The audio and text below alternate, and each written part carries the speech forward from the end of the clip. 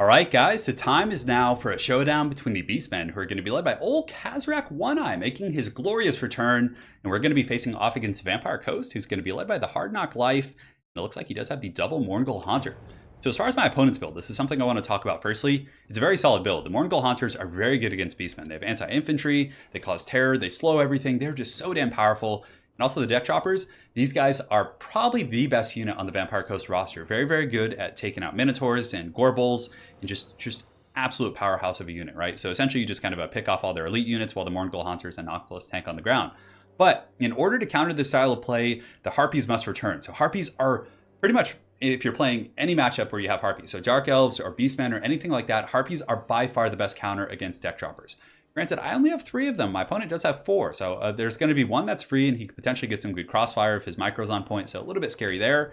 But on top of that, we have 4 groups of the Raiders. Raiders are also a pretty good answer against Deck Choppers. Not as good because their range is 115 compared to the 130. So again, if you're playing against someone who's really on top of their micro, they can stay out of your range, but at least it gives you some zone control, right? On top of that, we have old KHAZRAK One-Eye. So KHAZRAK actually has a new item. Now, I think Footlords are actually really good against Vampire Coast. They're small targets, they're tough to deal with. And, honestly, Vampire Coast is so slow, you don't have to worry about this, the slow speed of the Footlords. So KHAZRAK has, where is it? Can we show you guys? So the Dark Mail. This made him quite a bit better. So Dark Mail gives him magic resist and armor when he's in melee combat. So when he's fighting, he has 124 armor and basically Dowie magic resist, which is really good against Vampire Coast, who does have access to, Lore of Death and a couple of the things that are normally very good against Beastmen. So front line's going to be all Gore Herds. In the secondary line, we have the dual wielding Gore Herds to really cut through, but we put the shields in front, of course, to do the heavy lifting. In the back, we got 4 Raiders. Raiders are very good at picking apart, Mourngul Haunters, Mournguls in general, Deck Choppers. They're just so solid. Even their volume of fire can take down a big target like a Colossus. On top of that, we do have a Beastcaster. So the Beastcaster is also another staple in this matchup because you can summon Mancores. You summon Mancores, they chase the Deck Choppers, they snipe the heroes, the casters. It's a very, very good choice. And Flock of Doom is pretty good against zombies. We got a Gorbel as well. Gorbel, if I sent him forward and let him take these shots from Deck Choppers, he would be dead before he reached the front line. But that's why you got to bring the Harpies. If you go too heavy on Minotaurs or ground troops, you're just going to get pounded by the Deck Choppers, which is a little bit scary. But Gorbel got a mass buff. Hopefully he'll be useful against some large targets. We got 2 groups of Hounds on the flanks. That is pretty much it. For my opponent, he does have 4 Deck Choppers, which again is very competitive, very strong, and they hit very, very hard. So I'm going to need to fall back here and make sure to watch out for those guys. On top of that, my opponent does have a front line of the polearms, which again is very solid because they can deal with chaff units, they have higher melee defense, and they're a really good counter against Minotaurs and like larger threats. He has 2 Mournguls, which are going to be cutting through my infantry like butter. They're also a hard counter against Bestigors. They heal, so you really need that Raider fire to bring them down. 2 Haunters, Count Noctilus on foot, who again is an anti-large specialist. He's going to be spamming summons all game. Is definitely a very, very competitive choice as well. But I do like him on the Colossus in this matchup, actually. Got polearms in the back, and that is pretty much it. So pretty cool formation here. It looks like he does have some Fellbats as well. Ah, that's what I was missing. In the game, I didn't realize he had Fellbats. They kind of just like blended in here. But anyways, guys, let's get the show on the road. So my forces are going to be advancing here. The Gorbel takes some heavy damage, but I just send in the Harpies, who are going to be fighting Fellbats and Deck Choppers. And the Raiders are also going to be giving some fire, which won't do the most damage at first, but it forces them back. It buys me time to crunch his ground army. It's very solid. Honestly, I think you could even justify 4 Harpies because Harpies are hit really hard against like chaff as well, right? And like gunnery mobs and things like that. So I think Harpies are just a must include, right? Front line's about to go underway here. You can see that the KHAZRAK One-Eye is going to be leading the charge against the Haunters, who are going to be diving in. There's a slowing aura, there's terror. It's going to be tough, but KHAZRAK is, it's really cool to see Creative Assembly buff a lot of these lords that were a bit of a meme before. I think Morker might still be more optimal in this matchup because he's a little bit more independent. But, KHAZRAK definitely is quite a bit better. I mean, when he is in melee, 124 armor is no joke. So he's going to be tanking right there, fighting against some Mournguls. Harpies in the back line are going to be charging. You can see we're swarming. He will be using his Fellbats to defend, but Harpies absolutely annihilate Fellbats. So Flock of Doom going down as well. And all of my Raiders are just going to be pouring massive, massive firepower into the Haunters and the Mournguls. And you can see the Mournguls are doing very well.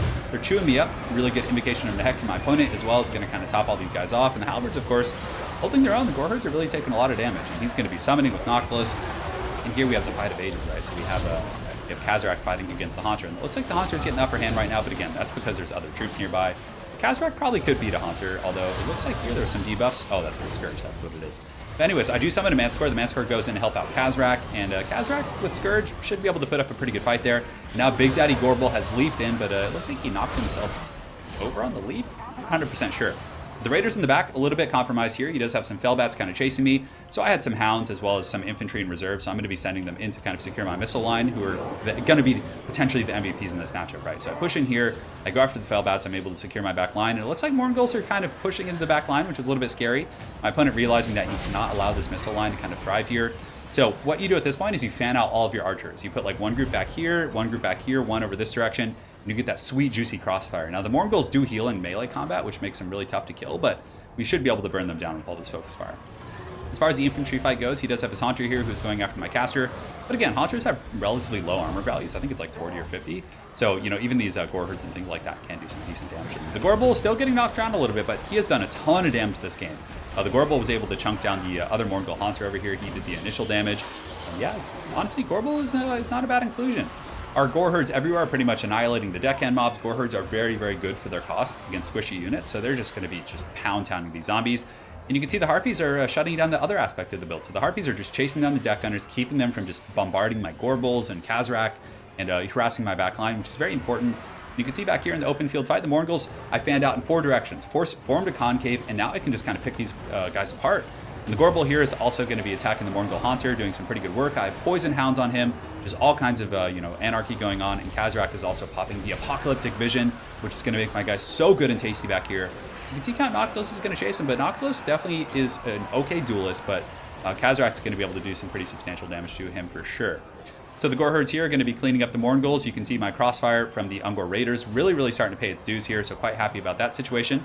And yeah, in the meantime, Count Noctilus is down to about 80-85% give or take, and the Gorbel is about half health. But another Manticore coming in. So the Manticore summon is also very strong in this matchup, which is going to give me a lot of opportunities to kind of rear charge these Haunters, break their leadership. And of course, it is a large target, and the Haunters are more of an anti-infantry unit. But it doesn't really matter. They're good against everything. Their melee attack is so damn high.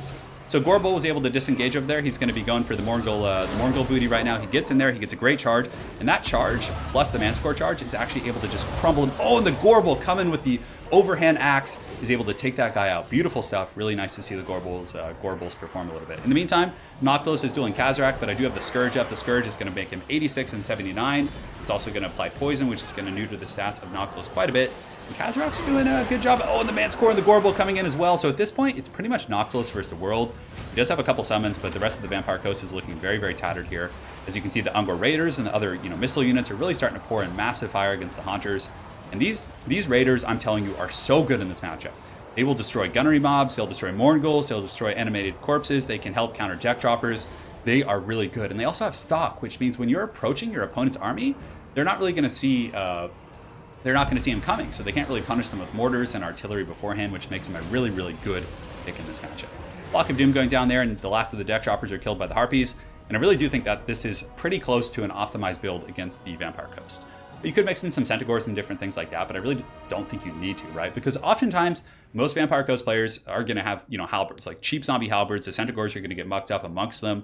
A lot of players are actually using the halberds as their frontline choice. So I really think it's a little bit more optimal just to go wide like this.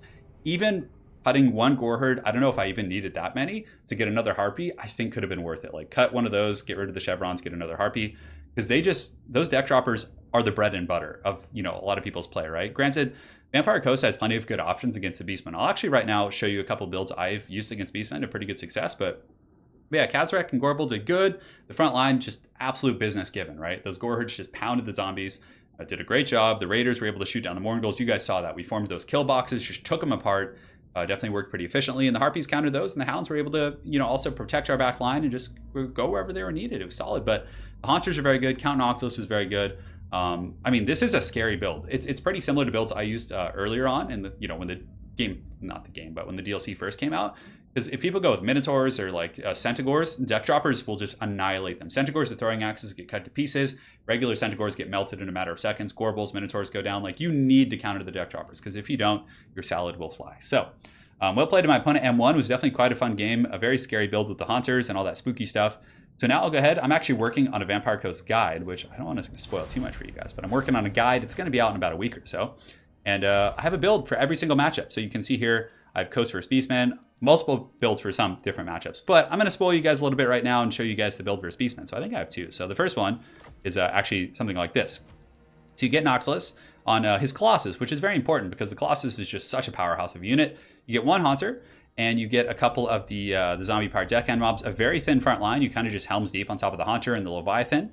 And the Raiders can take down a Leviathan, but it's still hard because it has 150 armor. And now the deck droppers are suddenly useful because you have a Fellbat and a Terrorgeist to kill all the Harpies up in the sky, plus Overwatch Fire from Count Noctilus. So it enables the deck dropper game. You have the Scurvy Dogs to kill the Chaos Poison Warhounds and get into the Raiders.